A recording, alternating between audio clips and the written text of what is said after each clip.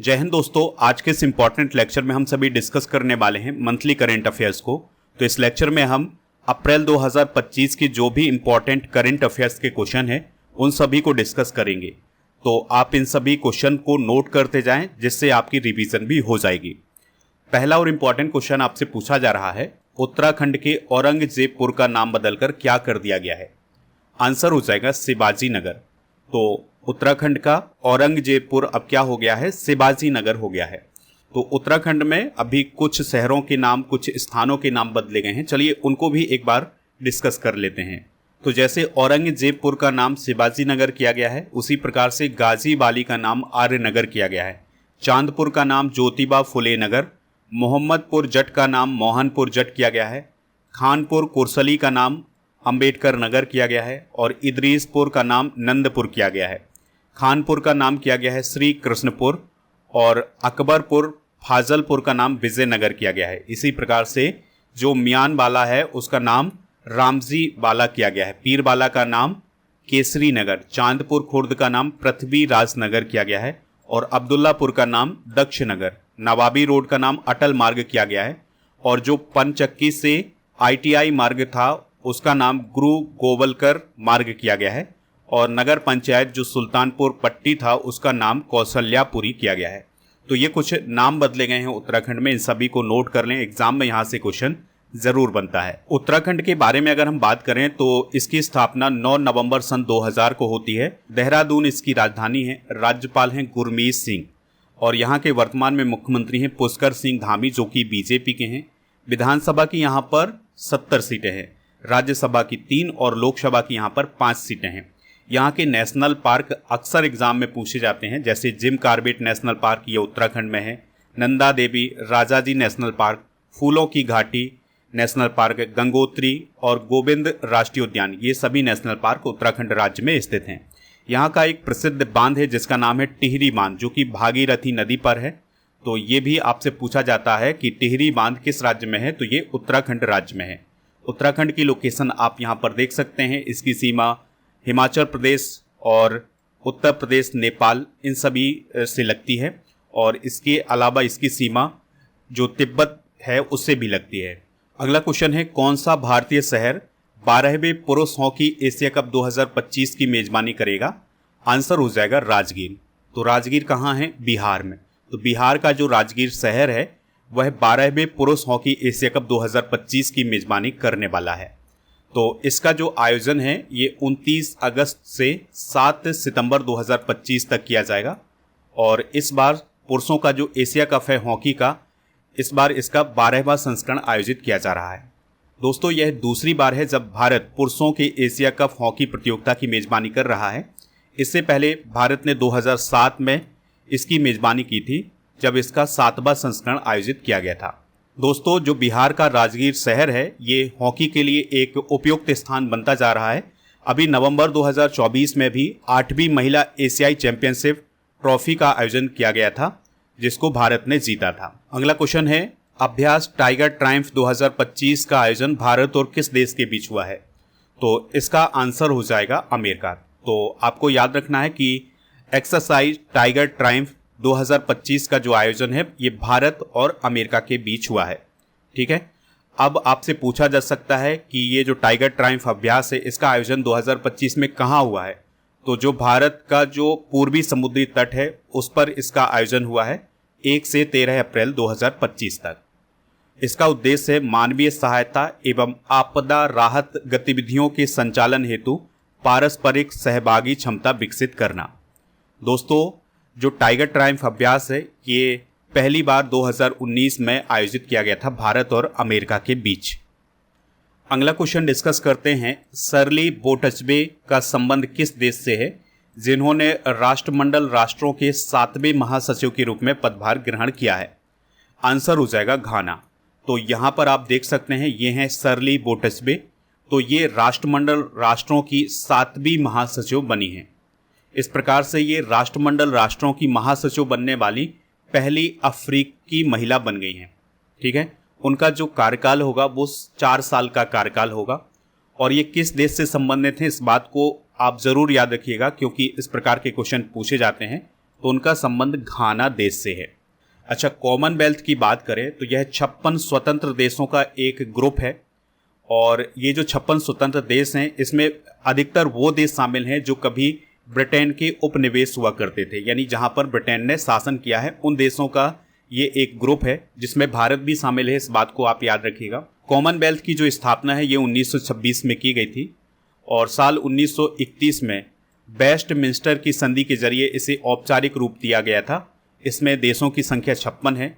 4 देश ऐसे हैं जो कि कभी ब्रिटिश साम्राज्य का हिस्सा नहीं थे फिर भी इसके मेंबर हैं, जिसमें मोजाम्बिक, रवांडा, गैबोन और टोगो है। अच्छा दोस्तों, आपको एक इन्फॉर्मेशन दे दें कि आप हमारे स्टडी करके ऐप को इंस्टॉल कर लें। इसका लिंक डिस्क्रिप्शन बॉक्स में दिया गया है। तो अभी आपको ये जो स्टडी कर का ऐप है ये प्ले स्टोर पर तो नहीं मिलेगा क्योंकि उसमें कुछ काम चल रहा है। तो नीचे डिस्क्रिप्शन बॉक्स में जो लिंक दी गई है वहाँ से आप इसको डाउनलोड कर सकते हैं। यहाँ पर आपको paid course, e book, test series, daily current affairs की पीडीएफ, क्लास नोट और कोर्स एंड पीडीएफ वाला ऑप्शन मिल जाएगा। तो जो कोर्स एंड पीडीएफ वाला ऑप्शन है वहाँ पर आपको राजा गुप्ता सर का जो अर्जुन जीएस फाउंडेशन बैच है ये मिल जाएगा। दोस्तों, अगर आप इस कोर्स को ज्वाइन करना चाहते हैं तो इसके लिए कूपन कोड यूज करें अर्जुन 300, तो आपको इस कोर्स में छूट मिल जाएगी। इस कोर्स की वैलिडिटी है 2 साल की। अगर आपको इसको लेने में कोई दिक्कत परेशानी आती है तो आप इस नंबर पर भी कॉल कर सकते हैं। और इस कोर्स में polity, history, geography, economics, science इन सभी टॉपिक को कवर किया जाएगा। चलिए अब बढ़ते हैं अगले क्वेश्चन की तरफ। तो क्वेश्चन क्या है, सौदागरी ब्लॉक प्रिंट किस राज्य से संबंधित है जिसे हाल ही में जीआई टैग दिया गया है? आंसर हो जाएगा गुजरात। तो दोस्तों, कपड़ों पर किया जाने वाला एक ब्लॉक प्रिंट है जिसे सौदागरी ब्लॉक प्रिंट बोला जाता है। तो ये गुजरात राज्य से संबंधित है, तो इसे अभी हाल ही में जीआई टैग प्रदान किया गया है। अगला क्वेश्चन है, पीएम मोदी की निजी सचिव कौन बनी है? आंसर हो जाएगा निधि तिवारी। तो निधि तिवारी को अभी हाल ही में प्रधानमंत्री मोदी जी का निजी सचिव यानी कि पर्सनल सेक्रेटरी बनाया गया है। कुछ इंपॉर्टेंट सचिव डिस्कस करते हैं। तो प्रधानमंत्री के प्रमुख सचिव कौन है? डॉक्टर पीके मिश्रा। और प्रधानमंत्री के प्रमुख सचिव नंबर 2 कौन है? शक्तिकांत दास। राष्ट्रीय सुरक्षा सलाहकार कौन है? अजीत डोभाल। प्रधानमंत्री के सलाहकार कौन है? अमित खरे और तरुण कपूर। कैबिनेट सचिव कौन है? Doctor TB Somanathan. और राष्ट्रपति के सचिव कौन है? दीप्ति उमाशंकर। अगला क्वेश्चन है, मियामी ओपन 2025 टेनिस प्रतियोगिता में पुरुष एकल का खिताब जकूब मैनसिक ने जीता है। उनका संबंध किस देश से है? आंसर हो जाएगा चेक रिपब्लिक। तो दोस्तों, सबसे पहले आपको ये याद रखना है कि जो मियामी ओपन है ये टेनिस से संबंधित है। 2025 में इसका 40वां संस्करण आयोजित किया गया है और यह प्रतियोगिता हार्ड कोर्ट पर खेली जाती है। इसका आयोजन किया जाता है मियामी गार्डन्स, फ्लोरिडा, अमेरिका में। तो पुरुष एकल का खिताब जीता है जकूब मैनसिक ने, जो कि चेक रिपब्लिक के हैं। और उपविजेता कौन रहे हैं? नोवाक जोकोविच, जो कि सर्बिया के हैं। महिला एकल का खिताब किसने जीता है? आर्याना सबालेंका ने। तो ये इंपॉर्टेंट जानकारी आप नोट जरूर करें। अगला क्वेश्चन है, 21 जून 2025 को मनाए जाने वाले अंतर्राष्ट्रीय योग दिवस की थीम क्या रखी गई है? आंसर हो जाएगा yoga for one earth one health. तो 2025 में जो अंतर्राष्ट्रीय योग दिवस मनाया जाएगा 21 जून को, उसके लिए ये थीम रखी गई है। इस पॉइंट को आप जरूर नोट करें। अगला क्वेश्चन है, भारतीय वायुसेना ने किस देश में इनियोचोस 2025 वायु अभ्यास में हिस्सा लिया है? आंसर हो जाएगा ग्रीस। तो ग्रीस देश में अभी हाल ही में इनियोचोस 2025 अभ्यास आयोजित किया गया था, जिसमें इंडियन एयरफोर्स ने भी हिस्सा लिया था। यह अभ्यास हर 2 साल में आयोजित किया जाता है और इस साल इस अभ्यास में 15 देशों ने हिस्सा लिया था, जिसमें भारत, ग्रीस, मिस्र, साइप्रस, फ्रांस, इटली, जॉर्डन, सऊदी अरब, स्लोवेनिया, स्पेन, अमेरिका। ठीक है, तो ये देश इसमें शामिल हुए थे। अगला क्वेश्चन है, ओडिशा या उत्कल दिवस कब मनाया जाता है? तो हर साल 1 अप्रैल को ओडिशा या उत्कल दिवस मनाया जाता है। दोस्तों, ओडिशा राज्य का गठन 1 अप्रैल 1936 को हुआ था। पहले जो ओडिशा था ये बिहार और ओडिशा प्रांत का हिस्सा था। 1936 में ओडिशा को एक अलग राज्य के रूप में मान्यता मिली थी। ठीक है, इसलिए 1 अप्रैल को उत्कल दिवस या ओडिशा दिवस मनाया जाता है। ओडिशा को पहले उत्कल भी कहा जाता था, इस पॉइंट को भी आप नोट कर लें। वक्फ संशोधन बिल 2025 को लोकसभा में किसने पेश किया है? आंसर हो जाएगा किरेन रिजिजू ने। ठीक है, चलिए इसके बारे में डिस्कशन करते हैं। तो ये जो वक्फ संशोधन बिल 2025 था, इसको लोकसभा में पारित किया गया है 3 अप्रैल 2025 को। राज्यसभा में इसको पारित किया गया है 4 अप्रैल 2025 को। राष्ट्रपति जी के द्वारा मंजूरी दी गई है 5 अप्रैल 2025 को और इसको लागू किया गया है 8 अप्रैल 2025 को। ठीक है, तो ये इंपॉर्टेंट जानकारी आप जरूर नोट करें। यह बिल 1923 को निरस्त करने और वक्फ अधिनियम 1995 में संशोधन करने के लिए लाया गया था। वक्फ क्या होता है? तो ऐसी संपत्ति जो सामाजिक काम के लिए दान कर दी गई होती है उसे हम वक्फ संपत्ति बोलते हैं और ये प्रथा इस्लाम में है। दोस्तों, यहाँ पर आपको एक बात याद रखनी है कि रेलवे और सेना के बाद देश में सबसे ज्यादा जमीन वक्फ की जमीन है। तो रेलवे के पास 33 लाख एकड़ जमीन है और वक्फ के पास 9.4 लाख एकड़ जमीन है। अगले क्वेश्चन को डिस्कस करते हैं। वंदना कटारिया ने किस खेल से संन्यास की घोषणा की है? आंसर हो जाएगा हॉकी। तो हॉकी की प्रसिद्ध खिलाड़ी रही हैं वंदना कटारिया, तो उन्होंने अभी हाल ही में हॉकी से संन्यास लेने की घोषणा की है। उन्होंने 320 इंटरनेशनल मैच खेले हुए हैं जिसमें उन्होंने 158 गोल किए हुए हैं। दोस्तों, वंदना कटारिया को वर्ष 2014 में वर्ष की सर्वश्रेष्ठ महिला हॉकी खिलाड़ी के रूप में भी चुना गया था। उनके बारे में यह भी याद रखना है कि वो ओलंपिक में हैट्रिक बनाने वाली पहली और एकमात्र भारतीय महिला हैं। अगला क्वेश्चन है, भारतीय रिजर्व बैंक यानी आरबीआई की डिप्टी गवर्नर कौन बनी है? आंसर हो जाएगा डॉक्टर पूनम गुप्ता। तो यहाँ पर आप डॉक्टर पूनम गुप्ता जी को देख सकते हैं। तो ये आरबीआई की डिप्टी गवर्नर बनाई गई हैं। कितने साल के लिए इनकी नियुक्ति की गई है? तो इनकी नियुक्ति 3 साल के लिए की गई है। दोस्तों, भारतीय रिजर्व बैंक में 4 डिप्टी गवर्नर होते हैं। तो पहली डिप्टी गवर्नर हो गई हैं डॉक्टर पूनम गुप्ता, दूसरे हैं स्वामीनाथन जे, तीसरे हैं एम राजेश्वर राव और चौथे हैं टी रविशंकर। आरबीआई की स्थापना 1 अप्रैल 1935 को हुई थी। 1949 में इसका राष्ट्रीयकरण किया गया था। सर ओसबॉर्न स्मिथ इसके पहले गवर्नर थे और वर्तमान में 26वें गवर्नर हैं संजय मल्होत्रा। अगला क्वेश्चन है, देश का पहला सहकारी विश्वविद्यालय कहाँ स्थापित किया जाएगा? तो ये स्थापित किया जाएगा आनंद, गुजरात। अगला क्वेश्चन है, कुंभकोणम पान पत्ता और थोबलई फूलों की माला का संबंध किस राज्य से है जिसे हाल ही में जीआई टैग प्रदान किया गया है? आंसर हो जाएगा तमिलनाडु। तो दोस्तों, कुंभकोणम पान पत्ता तमिलनाडु के थंजावुर से संबंधित है और थोबलई फूलों की माला कन्याकुमारी से संबंधित है। तो इन सभी को अभी हाल ही में जीआई टैग प्रदान किया गया है।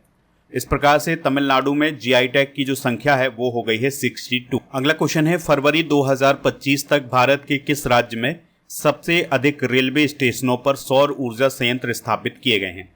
तो इस क्वेश्चन का राइट आंसर हो जाएगा राजस्थान। तो राजस्थान देश में रेलवे स्टेशनों पर सौर ऊर्जा संयंत्र को लगाने में सबसे आगे है। राजस्थान के 275 ऐसे रेलवे स्टेशन हैं जहां पर सौर ऊर्जा संयंत्र स्थापित किए जा चुके हैं। ठीक है, यह जानकारी किसने दी है? तो केंद्रीय रेल मंत्री अश्विनी वैष्णव जी ने।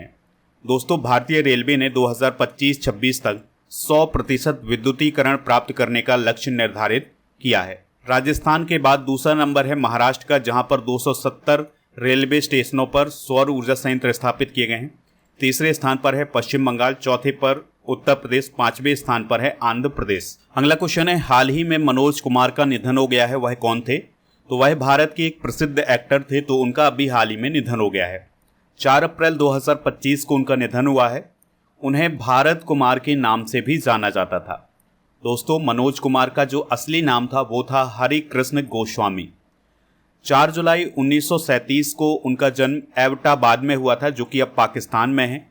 2015 में उन्हें दादा साहब फाल्के अवार्ड से भी नवाजा गया था। अगला क्वेश्चन है, एशियन क्रिकेट काउंसिल यानी एसीसी के चेयरमैन कौन बने हैं? आंसर हो जाएगा मोहसिन नकवी। तो Mohsin Naqvi Asian cricket council के चेयरमैन बने हैं, जो कि पाकिस्तान से संबंधित हैं। एशियन क्रिकेट काउंसिल की बात करें तो इसकी स्थापना 1983 में की गई थी।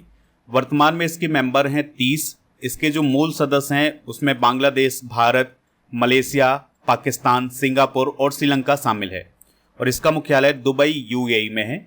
और एसीसी का काम क्या है? तो एशिया में क्रिकेट को बढ़ावा देना। किस राज्य के चपाता मिर्च को जीआई टैग मिला है? तो आंसर हो जाएगा तेलंगाना।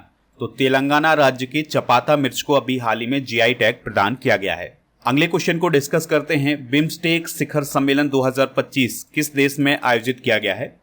तो इसका राइट आंसर हो जाएगा थाईलैंड। तो थाईलैंड में बिम्स्टेक शिखर सम्मेलन 2025 का आयोजन किया गया है और इस शिखर सम्मेलन में बैंकॉक विजन 2030 को अपनाया गया है।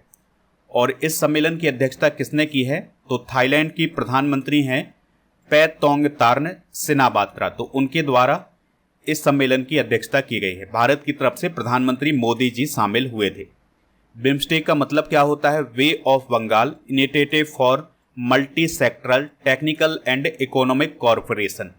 इसका गठन कब हुआ था? 6 जून 1997 को, और इसका गठन हुआ था बैंकॉक, थाईलैंड में। इसमें 7 देश शामिल हैं, जिसमें बांग्लादेश, भूटान, भारत, म्यांमार, नेपाल, श्रीलंका और थाईलैंड। वर्तमान में इसके महासचिव कौन हैं? इंद्रमणि पांडे, जो कि भारत के हैं। और आपको याद रखना है कि बिम्स्टेक देशों की आबादी कितनी है? 180 करोड़। स्टडी करके ऐप को आप इंस्टॉल कर लें या वेबसाइट पर जाएं तो ई बुक वाले सेक्शन पर जो मंथली करंट अफेयर्स की ई बुक है अप्रैल महीने की, वो अपडेट कर दी गई है, तो इसको आप प्राप्त कर सकते हैं। इसके अलावा 13 महीने के करंट अफेयर्स और 1800 MCQs की ई बुक आपको यहाँ पर मिल जाएगी।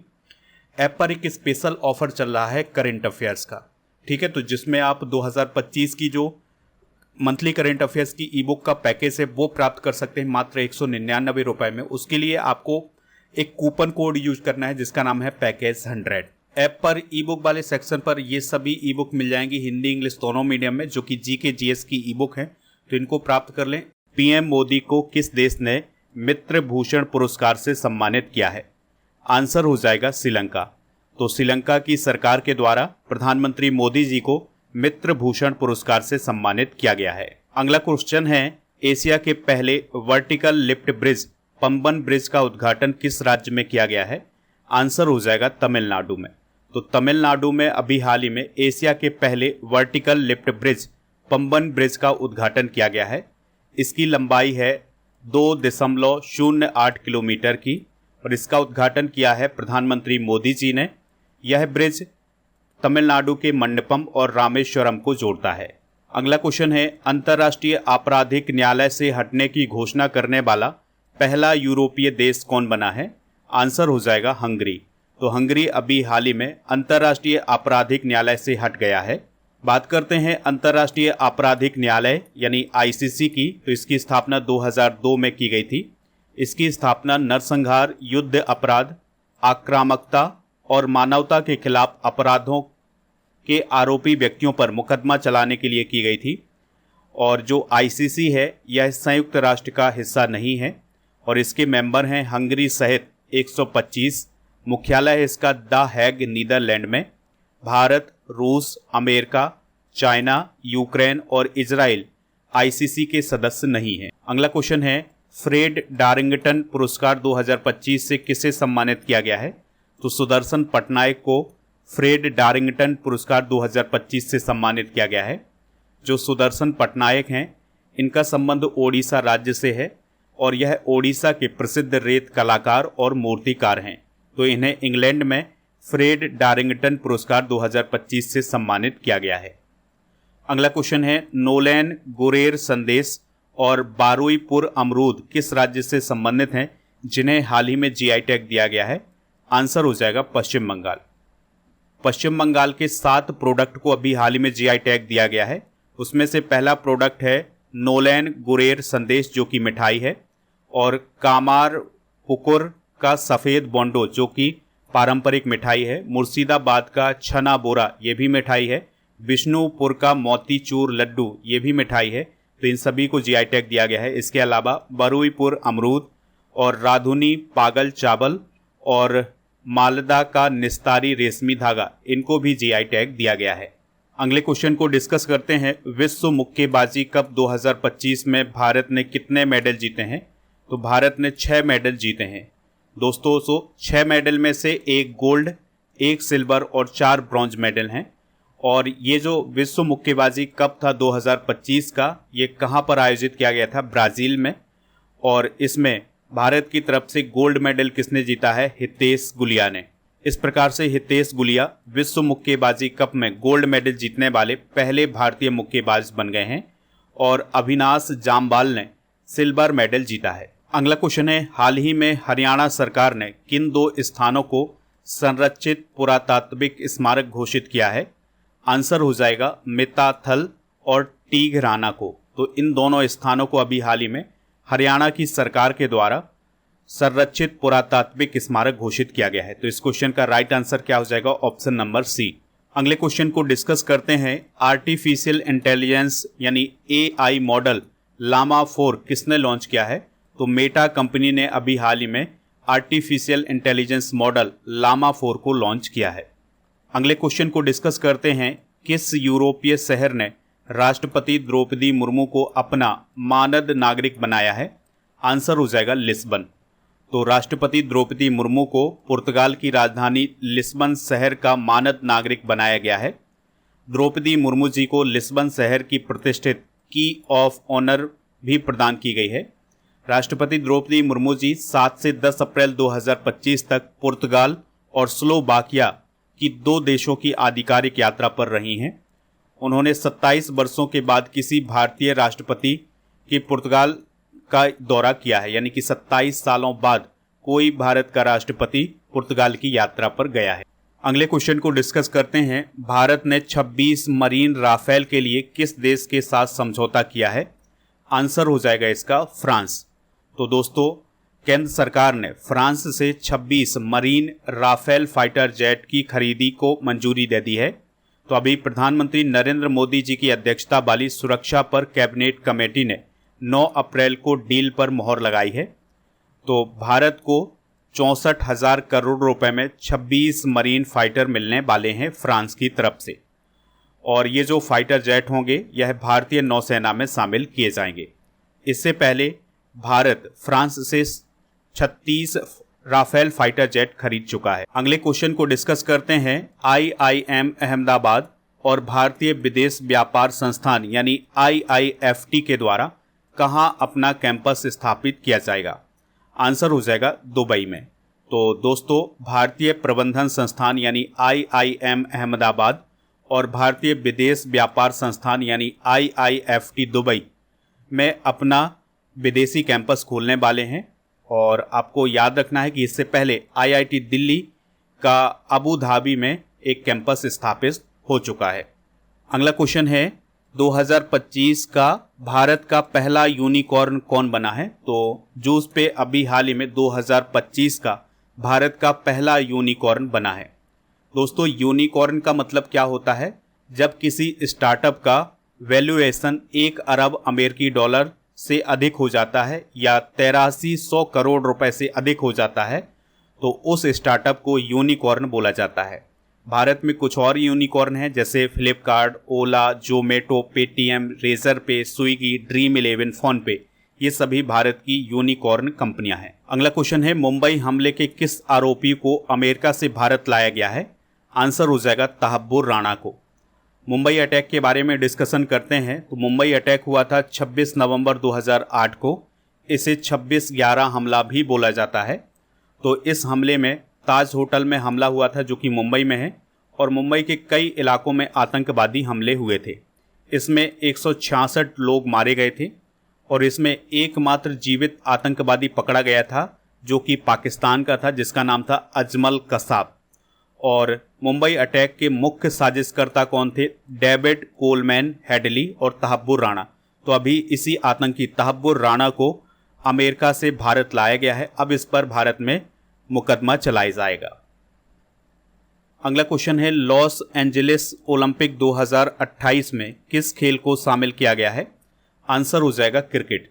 तो दोस्तों, 2028 में जो ओलंपिक खेल हैं यह अमेरिका की लॉस एंजलिस में आयोजित किए जाने हैं। तो इसमें क्रिकेट को भी शामिल किया गया है, और ये जो क्रिकेट आयोजित किया जाएगा यह T20 फॉर्मेट में आयोजित किया जाएगा। इसमें महिला और पुरुष की 6 टीमें हिस्सा लेंगी।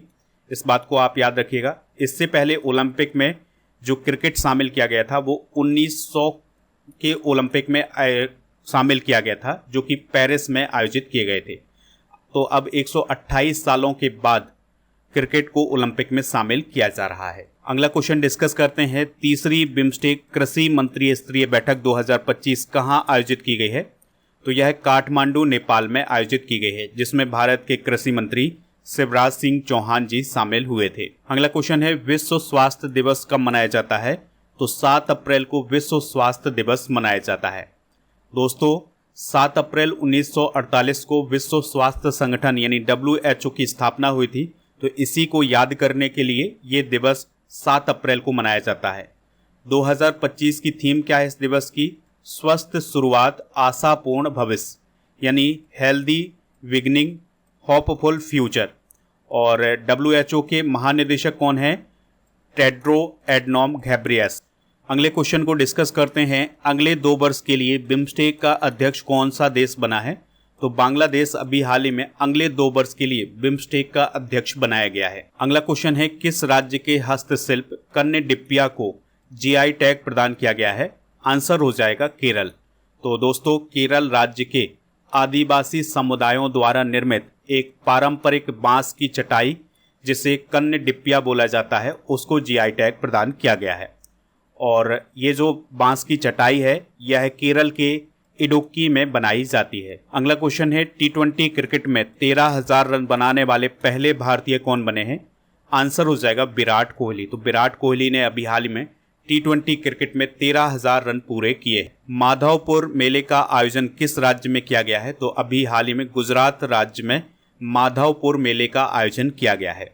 जापानी ग्रैंड प्रिक्स को लगातार चौथी बार किसने जीता है? तो मैक्स वर्स्टेपेन ने अभी हाल ही में जापानी ग्रैंड प्रिक्स को जीता है। अगला क्वेश्चन है, भारत ने किस देश के लिए ट्रांसशिपमेंट सुविधा को बंद करने का निर्णय लिया है? आंसर हो जाएगा बांग्लादेश। तो बांग्लादेश के लिए जो भारत ट्रांसशिपमेंट सुविधा प्रदान करता था अब उसको बंद कर दिया गया है। अगला क्वेश्चन है, अमलसाद चीकू का संबंध किस राज्य से है जिसे GI टैग प्रदान किया गया है? तो यह गुजरात राज्य से संबंधित है और यह दक्षिण गुजरात में पाया जाता है, तो इसे अभी हाल ही में GI टैग प्रदान किया गया है। अगला क्वेश्चन है, भारत का पहला हिमालयी जलवायु अनुसंधान केंद्र कहाँ स्थापित किया गया है? तो यह जम्मू कश्मीर के ऊधमपुर में स्थापित किया गया है। और इसका उद्घाटन किसने किया है या इसका शुभारंभ किसने किया है? तो केंद्रीय विज्ञान एवं प्रौद्योगिकी मंत्री डॉक्टर जितेंद्र सिंह ने। और दोस्तों ये जो हिमालयी जलवायु अनुसंधान केंद्र स्थापित किया गया है यह जम्मू कश्मीर के ऊधमपुर जिले के चैनानी में स्थापित किया गया है और यह लगभग 2250 मीटर की ऊंचाई पर स्थित है। इसका उद्देश्य है जलवायु और मौसम का वैज्ञानिक अध्ययन करना। अगला क्वेश्चन है, 2021 में फीफा महिला विश्व कप की मेजबानी कौन सा देश करेगा? आंसर हो जाएगा अमेरिका। तो 2021 में जो फीफा महिला विश्व कप है ये अमेरिका में आयोजित किया जाएगा और 2035 में कहाँ आयोजित किया जाएगा? इंग्लैंड और नॉर्दर्न आयरलैंड, स्कॉटलैंड और वेल्स यानी यूनाइटेड किंगडम में 2035 में होगा। 2021 में मैक्सिको और अमेरिका में होगा। ठीक है, तो ये फैक्ट आप नोट कर लें। अगला क्वेश्चन डिस्कस करते हैं, भारत और अफ्रीकी देशों के बीच समुद्री सहयोग पर मैरीटाइम एंगेजमेंट 2025 बहुपक्षीय अभ्यास किस देश में शुरू हुआ है? आंसर हो जाएगा इसका तंजानिया। तो दोस्तों भारत और अफ्रीकी देशों के बीच एक युद्धाभ्यास आयोजित किया जा रहा है जिसका नाम है एकीमे। ठीक है, तो इसका आयोजन तंजानिया में किया जा रहा है। तो एकीमे का अर्थ क्या है? अफ्रीका इंडिया की मैरीटाइम एंगेजमेंट। और आपको याद रखना है कि यह अभ्यास 13 से 18 अप्रैल तक आयोजित किया गया है। इस अभ्यास में भारत और तंजानिया के अलावा Comoros, Djibouti, Kenya, Madagascar, Mauritius, Mozambique, Seychelles और दक्षिण अफ्रीका देशों ने हिस्सा लिया है। अगला क्वेश्चन है, sky tracks world airport award 2025 में सर्वश्रेष्ठ एयरपोर्ट का अवार्ड किसे दिया गया है? तो यह सिंगापुर चांगी एयरपोर्ट को दिया गया है जो कि सिंगापुर में है। ठीक है, तो इस पॉइंट को आप जरूर नोट करें क्योंकि ये क्वेश्चन आपके एग्जाम में पूछा जा सकता है। तो विश्व के अगर हम टॉप 3 एयरपोर्ट की बात करें तो पहले स्थान पर है सिंगापुर चांगी एयरपोर्ट जो कि सिंगापुर में है। दूसरे नंबर पर है हमाद इंटरनेशनल एयरपोर्ट जो कि दोहा कतर में है और तीसरे स्थान पर है टोक्यो इंटरनेशनल एयरपोर्ट जो कि जापान में स्थित है। दोस्तों इसी अवार्ड समारोह में जो दिल्ली का इंदिरा गांधी इंटरनेशनल एयरपोर्ट है उसे भारत और दक्षिण एशिया का सर्वश्रेष्ठ एयरपोर्ट बताया गया है और बेंगलुरु कैंपेगौड़ा एयरपोर्ट को भारत और दक्षिण एशिया का सर्वश्रेष्ठ क्षेत्रीय हवाई अड्डा बताया गया है। हैदराबाद एयरपोर्ट को भारत और दक्षिण एशिया में सर्वश्रेष्ठ स्टाफ सेवा वाला एयरपोर्ट बताया गया है और गोवा का जो मनोहर एयरपोर्ट है उसे भारत और दक्षिण एशिया का सबसे स्वच्छ एयरपोर्ट बताया गया है 5 मिलियन से कम यात्री वर्ग में। अगला क्वेश्चन है, महाराष्ट्र सरकार ने खुलदाबाद का नाम बदलकर क्या कर दिया है? आंसर हो जाएगा रत्नापुर। ठीक है, तो अब महाराष्ट्र का जो खुलदाबाद नामक शहर था उसे अब रत्नापुर के नाम से जाना जाएगा। अगला क्वेश्चन है, कोरियोग्राफर कुमुदनी लाखिया का निधन हो गया है, उन्हें किस वर्ष पद्म विभूषण दिया गया था? आंसर हो जाएगा 2024 में। ठीक है, तो 2024 में कुमुदनी लाखिया को पद्म विभूषण से सम्मानित किया गया था। जो कुमुदनी लाखिया है वह एक कोरियोग्राफर रही हैं और प्रख्यात कथक नृत्यांगना रही हैं। उनका संबंध गुजरात राज्य से रहा है और उन्हें 2010 में पद्म भूषण और 1987 में पद्मश्री प्रदान किया गया था और 2024 में उन्हें पद्म विभूषण से सम्मानित किया गया। अगला क्वेश्चन है, किस राज्य के रिंडिया सिल्क और खासी हथकरघा उत्पादों को जीआई टैग प्रदान किया गया है? तो ये दोनों प्रोडक्ट मेघालय राज्य से रिलेटेड हैं, तो इन्हें अभी हाल ही में जीआई टैग दिया गया है। अगला क्वेश्चन है, इंडियन सुपर लीग का 11वां संस्करण किस टीम ने जीता है?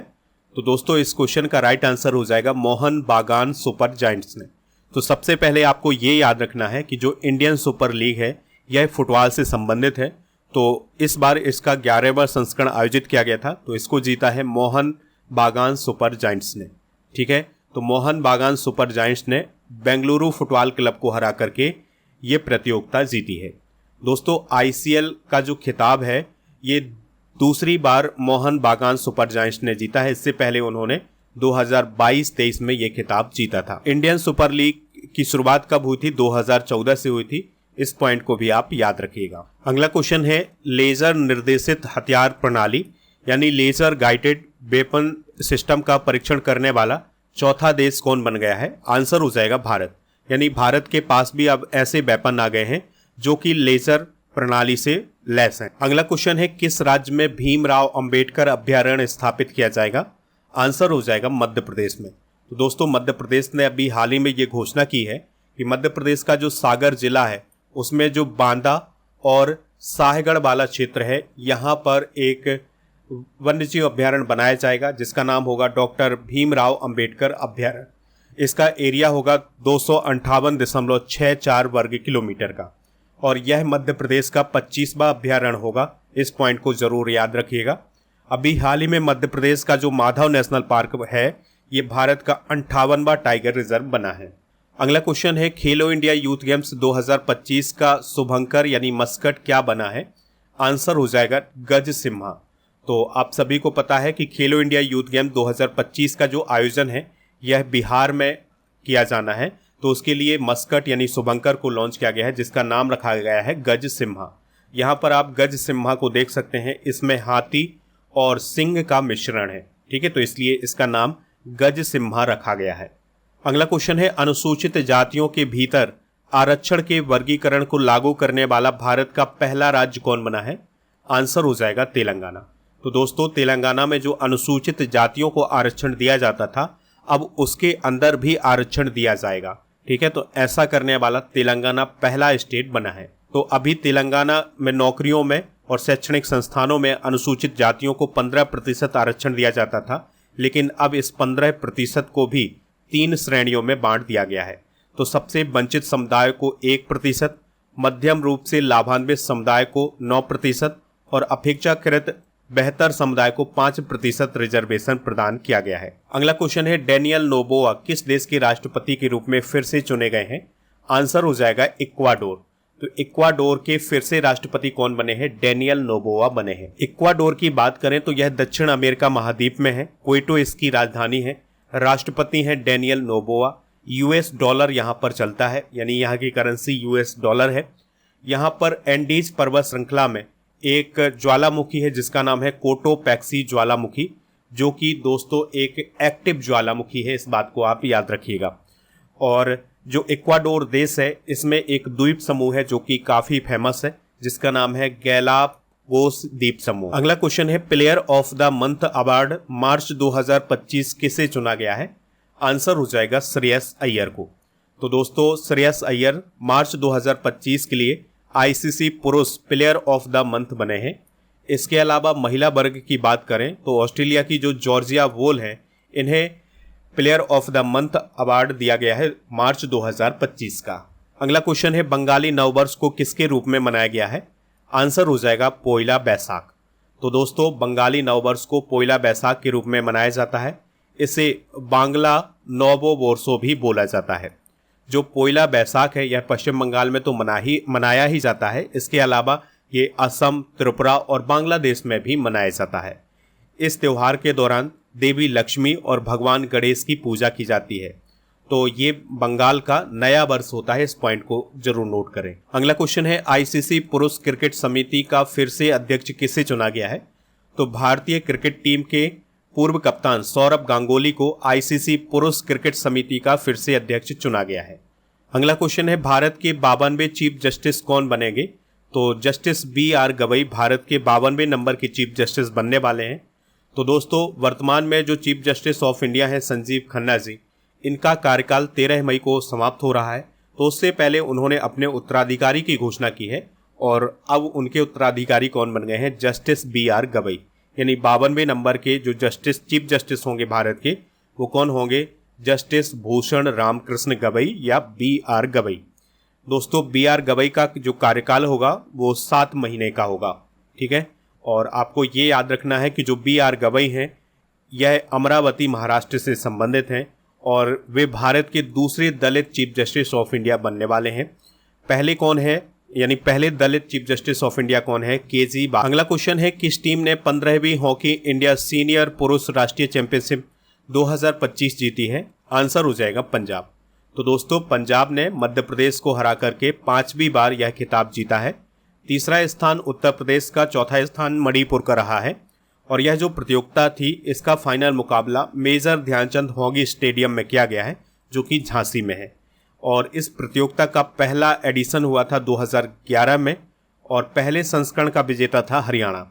2024 का विजेता था ओडिशा और इस प्रतियोगिता की सबसे सफल टीम है पंजाब, जिसने 2012, 18, 21, 23 और अब 2025 में ये खिताब जीता। अगला क्वेश्चन है देश की पहली ATM वाली ट्रेन कौन बनी है? आंसर हो जाएगा पंचवटी एक्सप्रेस। तो दोस्तों अब पंचवटी एक्सप्रेस में ATM मशीन लगाई गई है।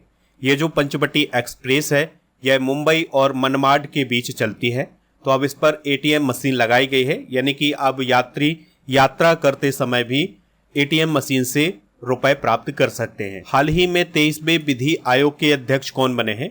आंसर हो जाएगा दिनेश माहेश्वरी। तो दिनेश माहेश्वरी को अभी हाल ही में 23वें विधि आयोग का अध्यक्ष बनाया गया है, ठीक है। विधि आयोग की बात करें तो यह एक गैर सांविधिक निकाय है और यह भारत सरकार के द्वारा गठित किया जाता है। यह कानूनी सुधारों पर शोध करता है और सरकार को कानूनी सुधारों पर सलाह देता है। अगला क्वेश्चन है इंडिया जस्टिस रिपोर्ट 2025 में पहले स्थान पर कौन सा राज्य है? आंसर हो जाएगा कर्नाटक। तो दोस्तों अभी हाल ही में टाटा ट्रस्ट और कुछ और संगठनों के द्वारा इंडिया जस्टिस रिपोर्ट जारी की गई है। इस रिपोर्ट में यह देखा गया है कि भारत के किस राज्य में कानून व्यवस्था कैसी है, न्याय प्रणाली कैसे काम करती है। तो इन्हीं सभी बिंदुओं को ध्यान में रखते हुए ये रिपोर्ट जारी की गई है। तो कर्नाटक को समग्र रूप से पहले स्थान पर रखा गया है, यानी कि यहाँ की जो कानून प्रणाली है वो बेहतर है सभी राज्यों में। बिहार में पुलिस में महिलाओं की हिस्सेदारी सभी राज्यों में सबसे अधिक है और अब तक 86% से अधिक जिलों में सुनवाई के लिए वीडियो कॉन्फ्रेंसिंग की सुविधा उपलब्ध है। इस बात को आप याद रखिएगा। किसी भी राज्य या केंद्रशासित प्रदेश ने पुलिस में महिलाओं के लिए आरक्षित कोटा पूरा नहीं किया है। 17% पुलिस स्टेशनों पर CCTV नहीं है। 19 राज्यों में कानूनी सहायता बजट में गिरावट आई है।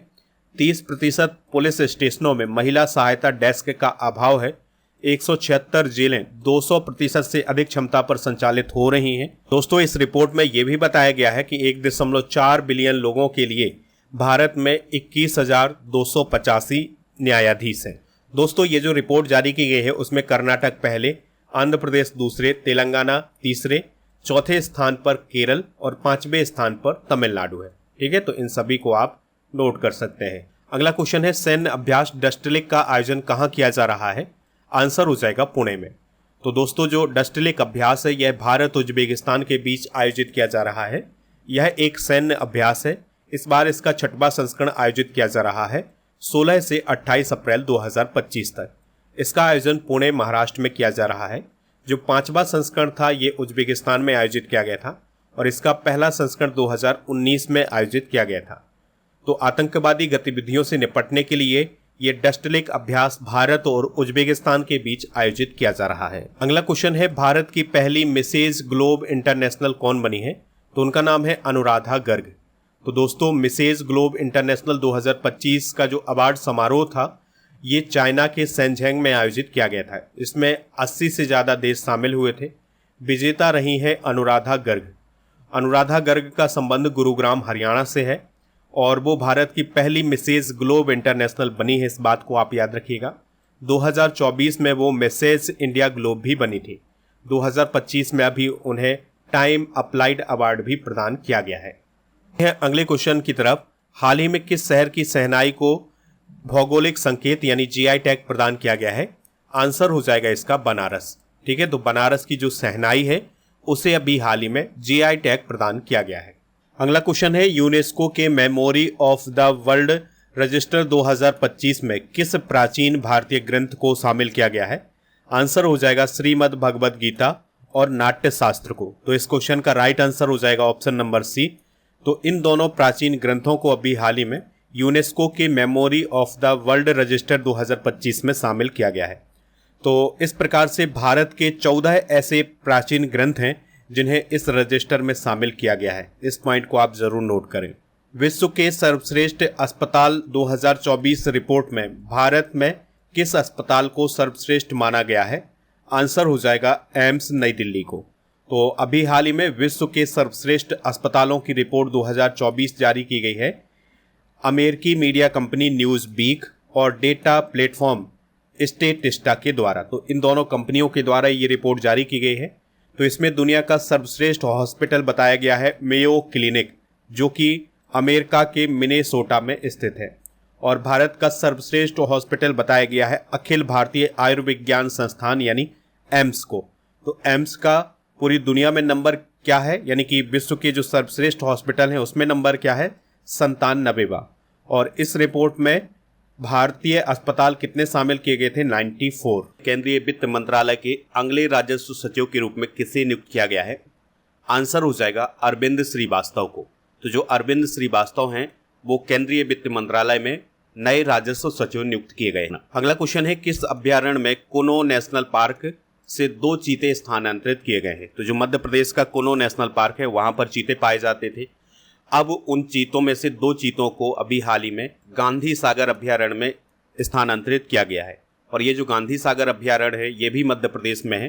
तो मध्य प्रदेश का जो मंदसौर और नीमच जिला है उसमें ये फैला हुआ है। तो अब कुनो नेशनल पार्क से 2 चीते गांधी सागर अभ्यारण्य में स्थानांतरित किए गए हैं, इस बात को आप जरूर नोट कर। अगला क्वेश्चन है, अमेरिका की किस शहर के द्वारा डॉक्टर BR अम्बेडकर दिवस की घोषणा की गई है? आंसर हो जाएगा न्यूयॉर्क सिटी।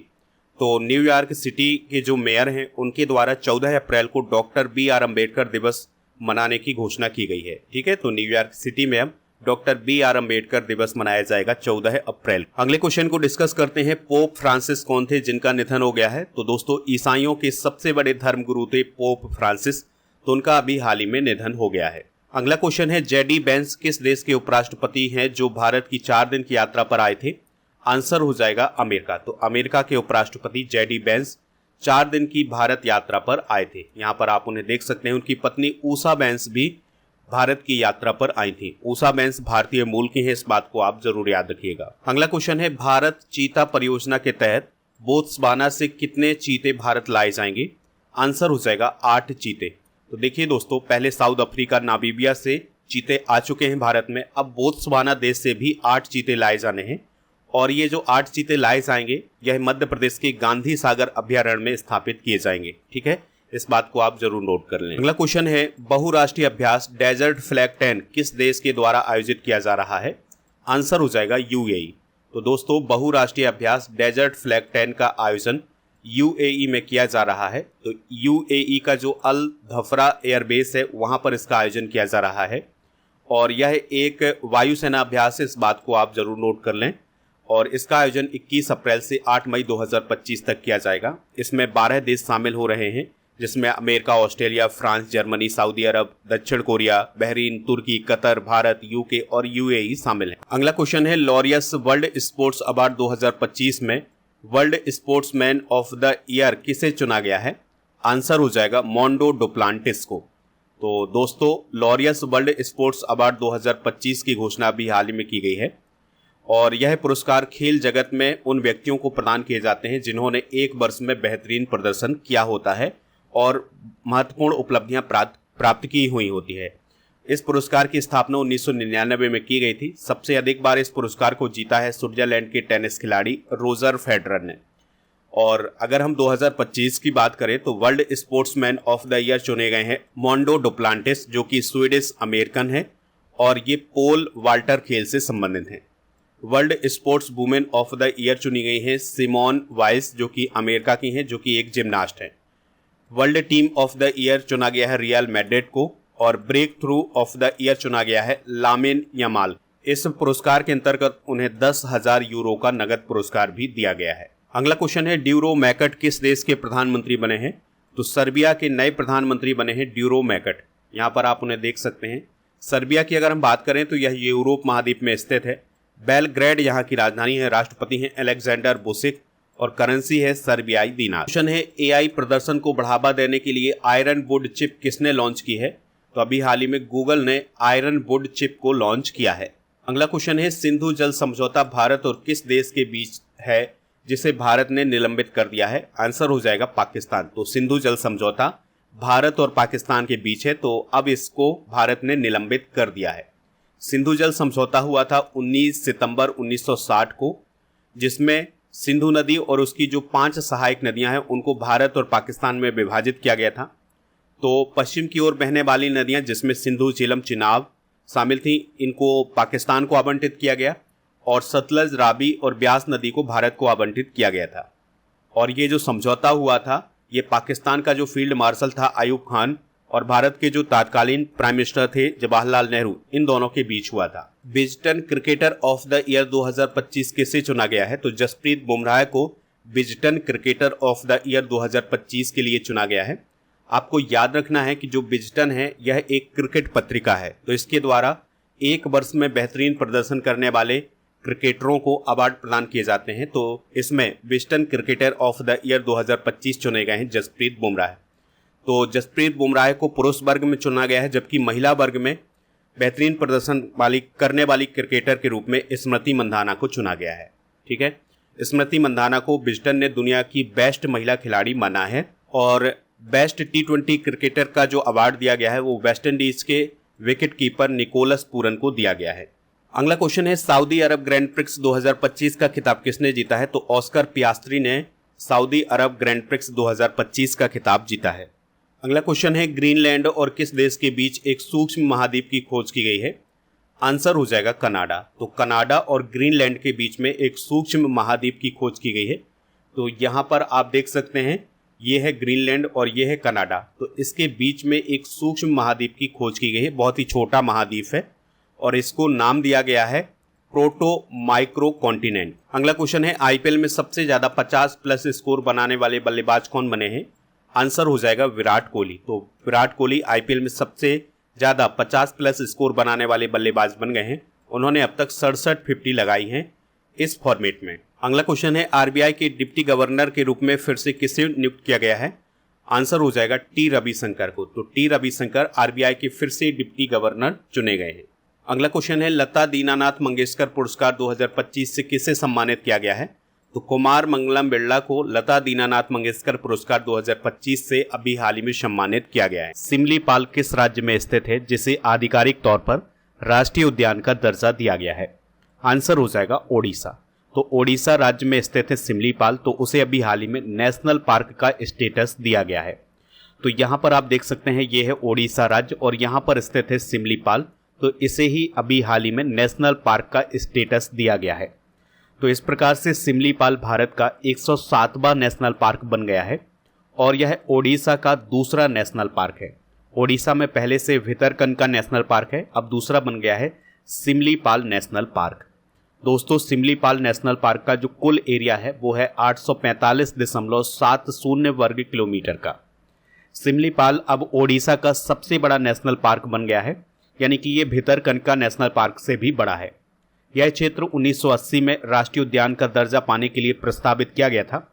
अब फाइनली 2025 में इसे नेशनल पार्क का दर्जा दिया गया है। दोस्तों यहाँ पर 361 पक्षियों की प्रजाति पाई जाती हैं, 32 प्रजातियां हैं रेप्टाइल्स की। अगले क्वेश्चन की तरफ बढ़ते हैं। एशियाई विश्वविद्यालय रैंकिंग 2025 में भारत का सर्वश्रेष्ठ संस्थान कौन बना है? आंसर हो जाएगा IISc बेंगलुरु। तो दोस्तों टाइम्स हायर एजुकेशन के द्वारा अभी हाल ही में एशिया यूनिवर्सिटी रैंकिंग 2025 को जारी किया गया है। तो इसमें जो भारतीय विज्ञान संस्थान यानी IISc बेंगलुरु है उसे भारत का टॉप विश्वविद्यालय का दर्जा दिया गया है।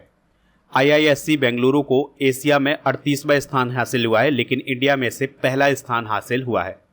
और एशिया में पहला स्थान किसे हासिल हुआ है? तो चाइना का जो सिंघुआ विश्वविद्यालय है उसे एशिया में पहला स्थान हासिल हुआ है। आप स्टडी करके ऐप को इंस्टॉल कर लें या फिर स्टडी कर की वेबसाइट पर जाएं। स्टडी कर जैसे ही आप सर्च करेंगे तो वेबसाइट आ जाएगी और उस वेबसाइट पर paid course, e book, test series, daily current affairs की PDF, क्लास नोट और कोर्स एंड PDF वाला ऑप्शन मिल जाएगा। तो जो कोर्स एंड PDF वाला ऑप्शन है वहाँ पर राजा गुप्ता सर का जो अर्जुन GS फाउंडेशन बैच है ये आपको वहाँ पर मिल जाएगा।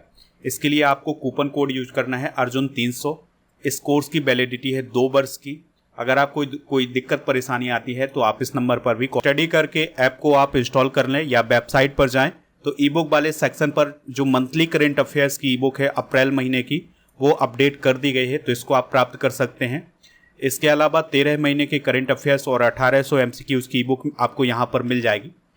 ऐप पर एक स्पेशल ऑफर चल रहा है करंट अफेयर्स का, ठीक है। तो जिसमें आप 2025 की जो मंथली करंट अफेयर्स की ई बुक का पैकेज है वो प्राप्त कर सकते हैं मात्र 199 रुपये में। उसके लिए आपको एक कूपन कोड यूज करना है जिसका नाम है पैकेज 100। ऐप पर ई बुक वाले सेक्शन पर ये सभी ई बुक मिल जाएंगी हिंदी इंग्लिश दोनों मीडियम में, जो कि GK GS की ई बुक है। तो इनको प्राप्त कर लें।